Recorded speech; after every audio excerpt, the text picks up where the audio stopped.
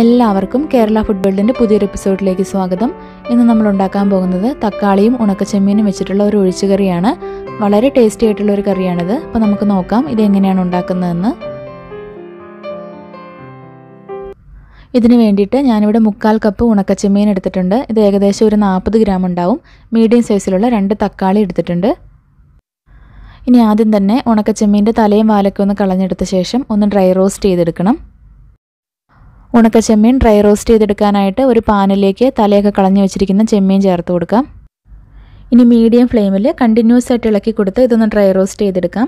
ഒരുപാട് അങ്ങ് ക്രിസ്പി ആവുന്നവരെ ഒന്ന് റോസ്റ്റ് ചെയ്യേണ്ട. ചെമ്മീൻ നല്ലപോലെ മൂത്തൊരു സ്മെല്ലൊക്കെ വരും, അതുവരെ നമുക്ക് റോസ്റ്റ് ചെയ്തെടുക്കാം.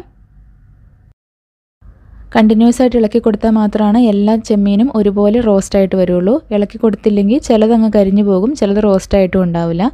അതുപോലെ തന്നെ തീ ഹൈ ഫ്ലെയിമിൽ വെക്കരുത്, മീഡിയം ഫ്ലെയിമിൽ വെച്ചിട്ട് ഒന്ന് റോസ്റ്റ് ചെയ്തെടുക്കാം.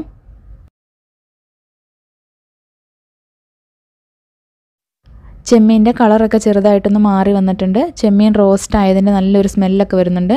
ഇത്രയും മതി. ഇനി നമുക്ക് തീ ഓഫ് ചെയ്യാം. അതിനുശേഷം ഇത് ഈ പാനിൽ നിന്ന് വേറൊരു പാത്രത്തിലേക്ക് മാറ്റി വയ്ക്കാം.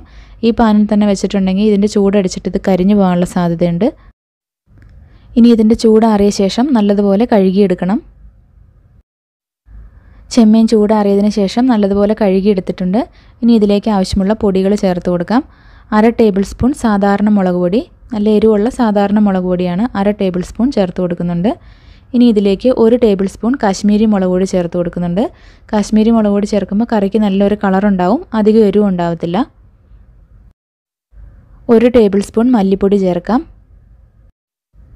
1/4 ടീസ്പൂൺ മഞ്ഞൾപ്പൊടിയും 1 ടീസ്പൂൺ ഉപ്പും 2 കപ്പ് വെള്ളവും കൂടെ ചേർത്തിട്ട് ഒന്ന് മിക്സ് ചെയ്തെടുക്കാം. ഇനി ഇത് അടച്ചു വെച്ച് മീഡിയം ഫ്ലെയിമിൽ വേവിച്ചെടുക്കാം. നമ്മൾ ഓൾറെഡി ഡ്രൈ റോസ്റ്റ് ചെയ്തിട്ടുള്ളതുകൊണ്ട് പെട്ടെന്ന് തന്നെ ഇത് വെന്ത് കിട്ടും. 5-6 മിനിറ്റ് ഒന്ന് തിളപ്പിച്ച ശേഷം ഇതിലേക്ക് കഴുകി കട്ട് ചെയ്ത് വെച്ചിരിക്കുന്ന തക്കാളി ചേർത്ത് കൊടുക്കാം. ഈ വലുപ്പത്തിലാണ് തക്കാളി കട്ട് ചെയ്തിരിക്കുന്നത്.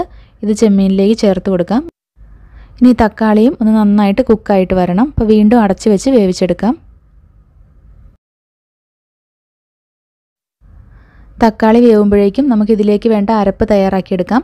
1 കപ്പ് ചിരകിയ തേങ്ങ മിക്സിയുടെ ജാറിലേക്ക് ഇട്ട് കൊടുക്കാം. ഇതിലേക്ക് ആവശ്യത്തിന് വെള്ളം കൂടെ ചേർത്ത് നല്ല ഫൈൻ പേസ്റ്റായിട്ട് അരച്ചെടുക്കണം. ഇപ്പോൾ തക്കാളിയും ചെമ്മീനും ഒക്കെ നല്ലതുപോലെ വെന്ത് വന്നിട്ടുണ്ട്.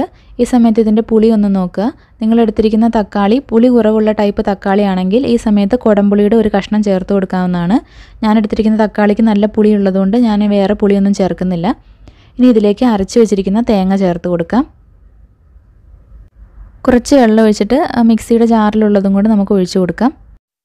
ഇനി നന്നായിട്ടൊന്ന് മിക്സ് ചെയ്തെടുക്കാം. തേങ്ങ അരപ്പ് ചേർത്ത് കഴിഞ്ഞാൽ പിന്നെ കറി തിളയ്ക്കാൻ പാടില്ല. അങ്ങനെ തിളച്ചിട്ടുണ്ടെങ്കിൽ തേങ്ങ പിരിഞ്ഞ് കിടക്കുന്ന പോലെ ഉണ്ടാവും. അപ്പോൾ തിളയ്ക്കാൻ സമ്മതിക്കാതെ കണ്ടിന്യൂസ് ആയിട്ട് ഇളക്കി കൊടുത്തുകൊണ്ടിരിക്കുക. അരപ്പിൻ്റെ പച്ചമണമൊക്കെ മാറുന്നവരെ ഒന്ന് ചൂടാക്കിയെടുത്താൽ മതി. ഈ സമയത്ത് ഉപ്പ് നോക്കിയിട്ട് ഉപ്പ് ആവശ്യമുണ്ടെങ്കിൽ ചേർത്ത് കൊടുക്കാം. അതുപോലെ തന്നെ ചാറ് കുറവാണെന്ന് തോന്നുവാണെങ്കിൽ ചൂടുവെള്ളം ഒഴിച്ചു കൊടുക്കണം. ഒരിക്കലും പച്ചവെള്ളം ഒഴിക്കരുത്, നല്ല തിളച്ച വെള്ളം മാത്രമേ ഒഴിക്കാവുള്ളൂ. പച്ചവെള്ളം ഒഴിച്ചിട്ടുണ്ടെങ്കിൽ കറിക്കൊരു പച്ചച്ചവ് വരും.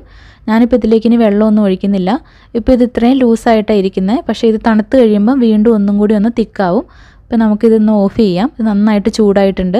ചെറുതായിട്ടൊരു തിള വരാൻ തുടങ്ങുമ്പോഴത്തേനും നമ്മൾ ഓഫ് ചെയ്യണം. തിളയ്ക്കുന്നതിന് മുന്നേ ആയിട്ട് ഓഫ് ചെയ്യണം. ഇനി ഇതിലേക്ക് താളിച്ച് ചേർക്കണം. അതിന് വേണ്ടിയിട്ട് 1.5 ടേബിൾ സ്പൂൺ വെളിച്ചെണ്ണ ചൂടാക്കാനായിട്ട് വെച്ചിട്ടുണ്ട്. വെളിച്ചെണ്ണ ചൂടാകുമ്പോൾ ഇതിലേക്ക് 1/2 ടീസ്പൂൺ കടുക് ചേർത്തൊന്ന് പൊട്ടിച്ചെടുക്കാം. ഇതിലേക്ക് വെളിച്ചെണ്ണ തന്നെ ഉപയോഗിക്കണം. വേറെ ഓയിലൊന്നും ഒഴിച്ചിട്ടുണ്ടെങ്കിൽ നാടൻ ടേസ്റ്റ് കിട്ടില്ല. കടുകെല്ലാം പൊട്ടി കഴിയുമ്പോഴത്തേനും ഇതിലേക്ക് 2 വറ്റൽമുളക് ഒന്ന് മുറിച്ചിട്ട് കൊടുക്കാം. ഇനി ഇതിലേക്ക് 4 ചുവന്നുള്ളി വട്ടത്തിൽ കനം കുറച്ചരിഞ്ഞതും കൂടെ ചേർത്ത് കൊടുത്തൊന്ന് മൂപ്പിച്ചെടുക്കാം. ഉള്ളി നന്നായിട്ട് ഗോൾഡൻ കളർ ആവുന്ന വരെ മൂപ്പിച്ചെടുക്കണം. ഇതിപ്പോൾ ഇവിടെ നല്ല ഗോൾഡൻ കളറായിട്ട് വന്നിട്ടുണ്ട്. ഇതിലേക്ക് കുറച്ച് കറിവേപ്പിലയും കൂടെ ചേർത്ത് കൊടുക്കാം. നന്നായിട്ടൊന്ന് മിക്സ് ചെയ്തെടുക്കാം.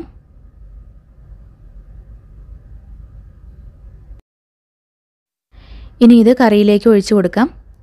ഒഴിച്ചു കൊടുത്ത ഉടനെ തന്നെ അടച്ചു വയ്ക്കണം. 10 മിനിറ്റ് ഇങ്ങനെ അടച്ചു വെച്ച ശേഷം തുറന്ന് ഇളക്കി യോജിപ്പിച്ച് സെർവ് ചെയ്യാവുന്നതാണ്.